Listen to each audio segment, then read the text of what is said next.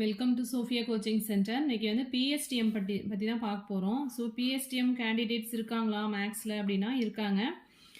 So ஃபுல்லாக PSTM அப்படின்னா வந்து நீங்கள் ஸ்கூல் 12th வரைக்குமே வந்து தமிழ் மீடியம் படிச்சிருக்கணும். அண்ட் தென் நம்மளுக்கு குவாலிஃபிகேஷன் என்ன, இப்போ மேக்ஸை பொறுத்த வரைக்கும் நீங்கள் வந்து எம்எஸ்சி பிஎட் கம்ப்ளீட் பண்ணியிருக்கணும்.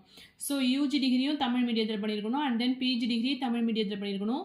அண்ட் ஆல்சோ பிஎடும் வந்து ஃபுல்லாகவே நம்ம இந்த எக்ஸாம்குள்ளே குவாலிஃபிகேஷன் ஃபுல்லாகவே நீங்கள் தமிழ் மீடியத்தில் கம்ப்ளீட் பண்ணியிருந்தீங்கன்னா நீங்கள் வந்து பிஎஸ்டிஎம்க்கு எலிஜிபிள். ஓகேவா?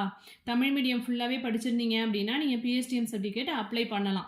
ஓகேவா? அப்படி இல்லாமல் 12th வரைக்கும் தான் தமிழ் மீடியம் படித்தேன், பட் டிகிரிலாம் வந்து இங்கிலீஷ் மீடியம் அப்படின்னா நீங்கள் பிஎஸ்டிஎம்க்கு எலிஜிபிள் கிடையாது. இப்போ பிஎஸ்டிஎம் வந்து மேக்ஸில் இருக்காங்களா அப்படின்னா கேண்டிடேட்ஸ் இருக்காங்க.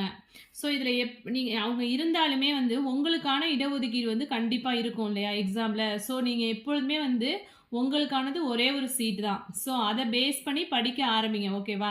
அந்த ஜென்ரல் டேர்னை வந்து டார்கெட் பண்ணுங்கள். ஜென்ரல் டேர்னை டார்கெட் பண்ணிங்க அப்படின்னா அதில் வந்து ஹையஸ்ட் மார்க் தான் பார்ப்பாங்க. இப்போ 120 வந்து ஹையஸ்ட் மார்க் அப்படின்னா அங்கேருந்து தான் ஸ்டார்ட் ஆகுது அப்படின்னா அந்த 110, 115, 116 அந்த மார்க்லாம் ரீச் பண்ணிட்டீங்க அப்படின்னா நீங்கள் வந்து ஜென்ரல் டேர்னில் வந்துடுவீங்க. அப்போ வந்து எந்த கேட்டகரியுமே வந்து பார்க்க மாட்டாங்க. ஓகேவா? இப்போ உங்களுக்கு வந்து எப்படி பிரிக்கிறாங்க அப்படின்னா கேட்டகரி வைஸ் வந்து இடஒதுக்கீடு அப்படிங்கிறது எப்படி பிரிக்கிறாங்க அப்படின்னா உங்களுக்கு அதாவது ஜென்ரல் டர்ன், அதாவது மெரிட்லேயே வந்து உங்களுக்கு எத்தனை பர்சன்டேஜ் அப்படின்னா 31% வரும். அதாவது இது வந்து ஜென்ரல் டர்ன். ஓகேவா? எப்பொழுதுமே வந்து ஜென்ரல் டர்ன் வந்து டார்கெட் பண்ணுங்கள். அப்போ தான் உங்களால் கண்டிப்பாக ரீச் பண்ண முடியும். ஓகேவா? உங்களுக்கானது ஒரே ஒரு சீட்டு தான். அந்த சீட்டுக்காக நீங்கள் படிங்க. ஸோ எத்தனை பேர் இருக்காங்க, இவங்க பிஎஸ்டிஎம் இருக்காங்களா, அதெல்லாம் வந்து நீங்கள் கன்சிடர் பண்ணாதீங்க. உங்களோட ஸ்டடீஸில் மட்டும் நீங்கள் கான்சன்ட்ரேட் பண்ணுங்கள். நான் வந்து எவ்வளோ கோட்டா வந்து எப்படி பிரிக்கிறாங்க அப்படிங்கிறத மட்டும் நான் இதில் சொல்லிடுறேன். பிசி வந்து 26.5%. அதுலேயே வந்து பிசி முஸ்லீம் இருந்தாங்க அப்படின்னா அவங்களுக்கு ஒரு 3.5%. ஸோ டோட்டலாக பிசிக்கு வந்து 30% வரும். ஓகேவா? And then most backward MBC இருந்தாங்க அப்படின்னா அவங்களுக்கு ஒரு 20%. அண்ட் எஸ்சி வந்து 15%.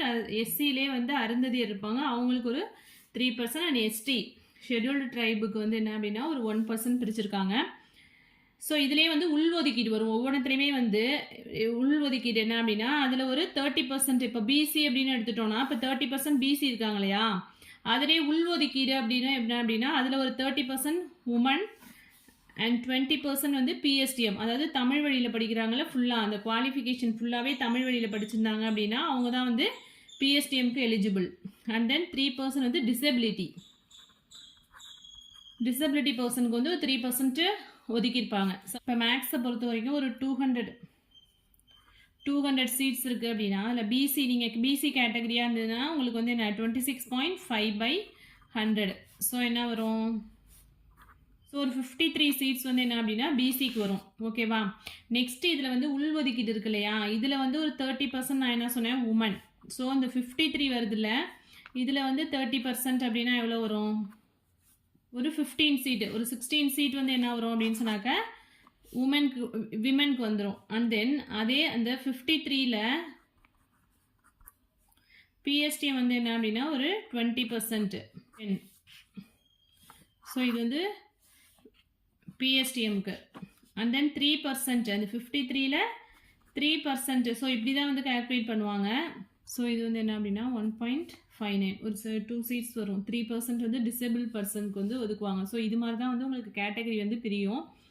ஸோ இந்த கேட்டகரி வைஸ் நீங்கள் வந்து ஒவ்வொன்றா அனலைஸ் பண்ணி போகிறதுக்கு நீங்கள் வந்து ஜென்ரல் டேர்னை வந்து உங்களோட டார்கெட்டாக ஃபிக்ஸ் பண்ணுங்கள். ஓகேவா? ஜென்ரல் டேர்னில் வந்து நம்ம வந்து உள்ளே போயிடணும் போஸ்டிங் வாங்கி அப்படின்னு நீங்கள் ஃபிக்ஸ் பண்ணிட்டீங்க அப்படின்னா மைண்டில், ஸோ அதை டார்கெட் பண்ணியே நீங்கள் படிக்க ஆரம்பிங்க.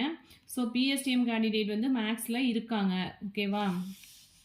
ஸோ எப்படியும் உங்களுக்குள்ள சீட்டு உங்களுக்கு கிடைக்க தான் செய்யும். ஓகேவா? இப்போ வந்து ஒரு 200 சீட்ஸில் இப்போ நம்ம இந்த அலாட்மெண்ட்ஸ்லாம் சொல்லியிருக்கோம் இல்லையா, இப்போ பிஎஸ்டிஎம் வந்து 20% தான். அந்த 20% சீட்டு முடிஞ்சிடுச்சு அப்படின்னா அவ்வளோதான், அவங்களுக்குள்ள சீட் வந்து ஓவர். ஓகேவா? நெக்ஸ்ட்டு வந்து பிஎஸ்டிஎம் முடிச்சவங்க இருந்தாங்க அப்படின்னாலும் 20%க்கு மேலே வந்து எடுக்க மாட்டாங்க பிஎஸ்டிஎம் உள்ளவங்கள. ஓகேவா? ஸோ அவங்க என்ன ஒதுக்கீடு கொடுத்துருக்காங்களோ அவ்வளோ பர்சன்டேஜ் மட்டும்தான் எடுப்பாங்க.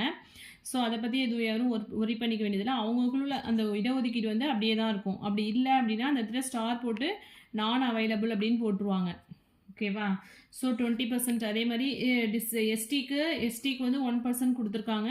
ஸோ அதுவுமே வந்து அவங்களுக்குள்ள இடஒதுக்கீடு வந்து அப்படியே தான் இருக்கும். நீங்கள் எல்லாருமே வந்து அந்த ஜென்ரல் டர்னையே டார்கெட் பண்ணுங்கள். ஸோ இதில் இன்னுமே டீப்பாக உங்களுக்கு டீட்டெயில்ஸ் வேணும் அப்படின்னா கமெண்ட் செக்ஷனில் கமெண்ட் பண்ணுங்கள்.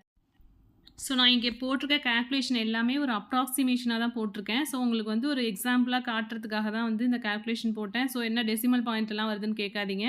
டிஆர்பியை பொறுத்த வரைக்கும் இடஒதுக்கீடு கரெக்டாக வந்து அலாட் பண்ணுவாங்க. அதுலலாம் எந்த மிஸ்டேக்ஸும் நடக்காது. ஸோ படிங்க.